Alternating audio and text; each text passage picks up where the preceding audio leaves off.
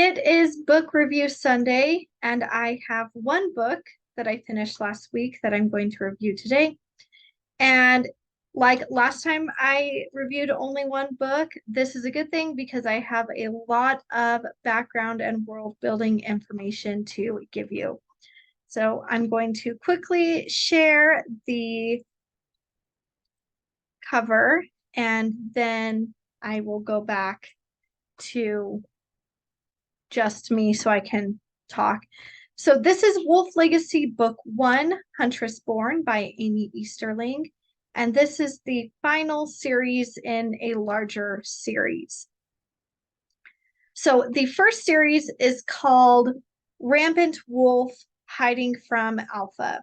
And we have our main character of Tara, whose family drama and her struggle to accept her fated mate is going to take us through the werewolf world. Super fast summary.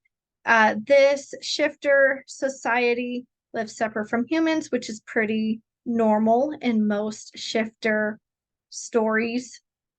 They stay hidden from humans and they have their own government and hierarchy. So alphas are at the top of the pack, and then from there it's based on how dominant your wolf is, with women and children being at the bottom and viewed as property. And then the rulers of the alphas are called the council or the elders. No, and this one is called the tribunal. Other authors tend to call the leaders of the alphas either a council or elders, but in this series it's called the tribunal. Okay, so then we get to the Alpha Underground trilogy where we have a new main character named Fen. She is a side character from Tara's story and she's off on her own. And we're going to dive deeper into shifter politics in her story, and with the end of her story implying that she and her fated mate are going to work on fixing the unequal laws in shifter world.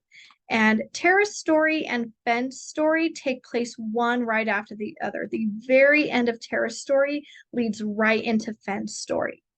But this series that we're about to go into, in the Wolf Legacy series, is a good 10 to 15 years later. And our new main character named Ember is Tara's niece and adopted daughter. And I don't think I covered it in any of my previous videos from this author, but there is a type of wolf called a bloodling, and it means that in their mother's womb, they grew in their wolf form, not in their human form. So when they're born as a wolf pup. And most human mothers do not survive the labor and delivery, because instead of delivering a human, they are delivering a wolf that has fully grown teeth and claws that basically rips them apart.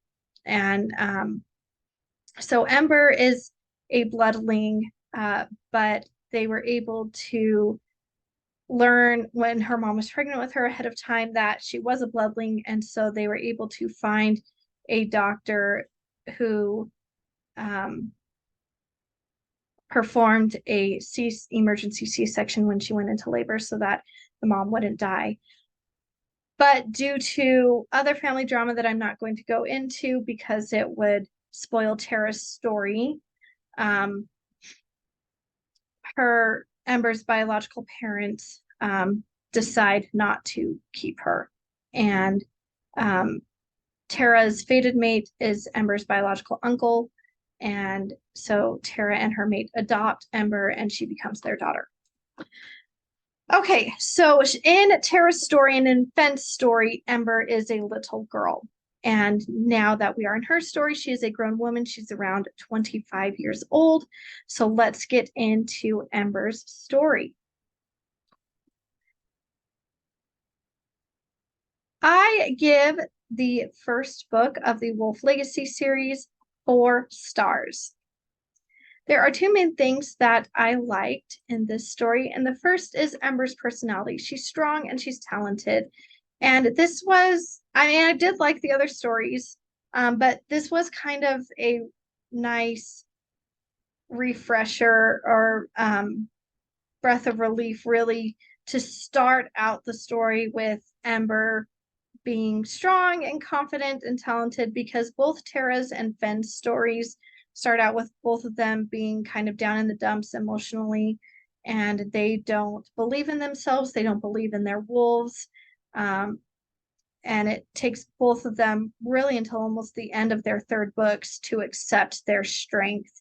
And Ember, right off the bat, is proud of who she is and is comfortable in her own skin. And I really like that about her. And the second thing that's going to be my favorite, I know, for she has Ember gets 4 books instead of, so it's a quad instead of a trilogy. Um, her romance is a forbidden romance, and that's my favorite type of romance story. But her romance is not the main plot in the first book, but I think it's going to be the main plot of the second book, because it's a huge, the first book ends on a huge cliffhanger. So Ember has left her pack, not forever, but remember her biological mom abandoned her. And at some point in her adult life, that we are not aware of because it takes place in between books, she learns that she has a half brother. So her mom at some point got pregnant again and ended up giving birth to a male wolf. And we don't know much about him. Um, but sometime before Ember's story starts, she received kind of an SOS distress signal from him that he was in trouble and he needed help. And so she then travels to the last known place that he was. She's never met him in person. They have only ever talked over technology. And so she's going to find him and try to help him. And the wolf pack that controls the area that her brother was last known to be living in, pulls her in, and the alpha demands that she marry his son. And she's not interested in his son, and his son is not interested in her. But both of them are not stronger than this alpha, than his father. And she's trying to find her brother, and she kind of leads the alpha on like, yeah, I'll consider your son as my mate, because she wants to be able to stay in the city and continue to search for her brother. While all this is happening, she's looking for her brother. She's trying to hold this alpha at arm's length while at the same time giving him hope. She meets a human college professor that her wolf acknowledges as her fated mate. And we know from previous stories that wolf and human relationships do happen. In Tara's story, her nephew is half human, half werewolf. Her sister married a human. In Fenn's story, she herself is half human, half werewolf. Her mom is a human, her dad is a werewolf. And so we know it happens, but it turns out we learn that this type of union, depending on the alpha, can be forbidden. The tribunal doesn't like it, but the alphas really are the ones who determine if they're going to enforce that law within their pack. So Fenn's father's pack was perfectly fine with him taking a human as a mate. Tara, while her dad wasn't okay with it, once her dad handed the leadership to her and her fated mate, they allowed Tara's sister's human husband to move on to pack lands. But it's not the norm, apparently. And so Ember is nervous that she can't accept her fated mate. So I love forbidden romances. They're my favorite, but this is the subplot, right? This first book, the main plot is Ember trying to find her brother and trying to hold off this alpha who is determined to force her to marry his son. But I think her romance with this human professor is going to be the main plot of the second. So I'm really excited to get to that book. There was one thing that I wish was different, and it goes back to my introduction, how I explained that at the end of Fenn's story, that it was very heavily implied that Fenn and her mate Hunter were going to go to work in fixing the unequal laws in the werewolf world, particularly the ones that result in being executed for a what really is a very small crime. And so the big issue, I mean, I have a lot of issues with the inequality laws in this world.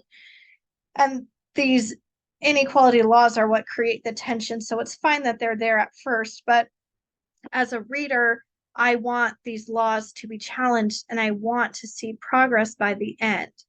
And with this story having taken place 10 to 15 years after Fenn's story, I expect progress to have been made at least a little bit. And so I was really disappointed that one of the laws still in place is if a human learns about werewolves, that human is killed by the tribunal or by an alpha to prevent them from spreading the secret. And the reason I find the fact that that law still exists 10 to 15 years later frustrating is that there's clear evidence in earlier books that the humans who are learning about werewolves are not running around blabbing their mouths. Tara's brother-in-law is perfectly happy to continue to see his human patients and his werewolf patients and keeping them separate and keeping the secret safe. Fenn's mother is also perfectly fine with letting werewolves live on her land while she continues to sell real estate to humans and keeping the two worlds separate. So I hope since this is the final chunk of this bigger series, I hope by the end of Ember's story there is some evidence of progress being made when it comes to these archaic and unequal laws.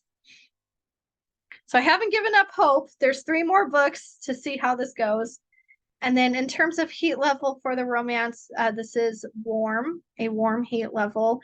There isn't a lot of romance in this first one. Like I said, the romance is the subplot, but I think the romance is going to get amped up in the next book. In earlier books, especially with Fenn's story. Her intimacy scenes landed on the sensual level, so 3 flames. So I'm sure Embers will eventually get there as well. So if you like shifters, werewolves, romance, missing the reunification of family members, the Wolf Legacy series might be for you. And having only reviewed 1 book today, I do have time to do this. I do want to throw in a little plug for my own because I did get my physical copy in the mail 2 days ago, so I'm still celebrating. My own book, Bond Witch, is now available for pre-order on Amazon and Barnes & Noble. It's available as a digital format for your Kindle or your Nook, and you can also order a paperback physical copy. It officially releases on October 16th of this year. So head on over to Amazon, Barnes & Noble, or my website, www.chelseamortega.com to check it out. And my website is at the bottom of the screen. And I will see you next Sunday.